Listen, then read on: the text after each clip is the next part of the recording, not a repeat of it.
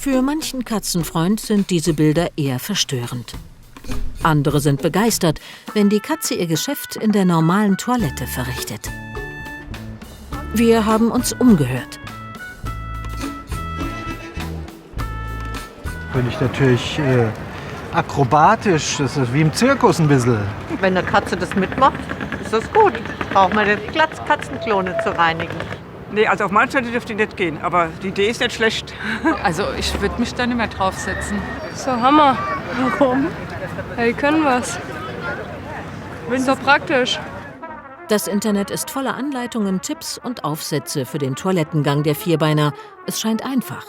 Wer seine Katze darauf trainieren möchte, auf die normale Toilette zu gehen, der muss zwar viel Zeit und Geduld mitbringen, dafür entstünden weniger unangenehme Gerüche, das Säubern des Katzenklos falle weg und man könne nebenbei noch mit dem Können des eigenen Stubentigers beeindrucken.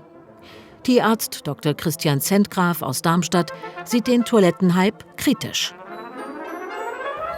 Also wenn man das mit dem Menschen vergleicht, dann muss man schon sagen, wäre es so, wie wenn wir Menschen öffentlich auf der Bühne unser Geschäft verrichten. Dieses, sagen wir mal, öffentliche Kot- und Urinabsetzen für die Katze ja grundsätzlich eine peinliche Sache ist. Also dass Katzentoiletten mit einer Haube überzogen sind, dass Katzen oft ihre eigene Toilette bevorzugen, sie ungern mit einer anderen Katze teilen, das hat schon seinen Grund. Also das ist ein sehr privates, sehr persönliches, sehr intime Geschichte für die Katze. Katzenverhaltenstherapeutin Carmen Schell lehnt das Training auf der Toilette deshalb ab. Es widerspreche dem natürlichen Instinkt und stresse die Vierbeiner. Stress kann man sich vorstellen wie so ein Töpfchen mit Wasser drin, da kommt immer wieder ein Tropfen drauf und es wird immer stressiger für die Katze und irgendwann, wenn es einfach zu viel ist, können dann auch wirklich Problemverhalten wie Unsauberkeit, Harnmarkieren und Ähnliches daraus dann auch entstehen. Nicht nur das.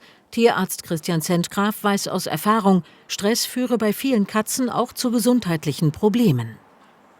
Für die Katze ist das anfälligste Organ die harnableitenden Wege und die Niere. Das ist das anfälligste Organ. Wenn Katzen Stress bekommen, bekommen sie ganz leicht eine Blasenentzündung oder es können sich Kristalle bilden in der Blase, sodass es dazu Entzündungen des Harnwegs kommt. Und es gibt noch einen anderen wesentlichen Aspekt, warum Katzen nichts auf dem Menschenklo zu suchen haben. Unabhängig von den Bedürfnissen des Tieres geht uns Menschen damit auch die Sicht auf ihre Gesundheit verloren.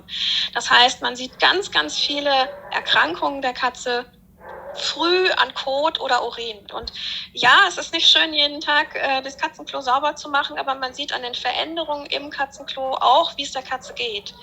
Ganz zu schweigen davon, dass es auch für Menschen unhygienisch ist, die Toilette mit der Katze zu teilen.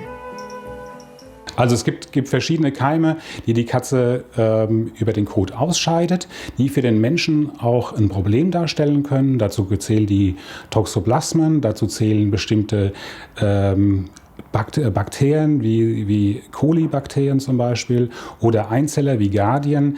Diese Keime können auch für den Menschen ein großes Problem sein, wenn man sie in diesem Hygienebereich Bad hat.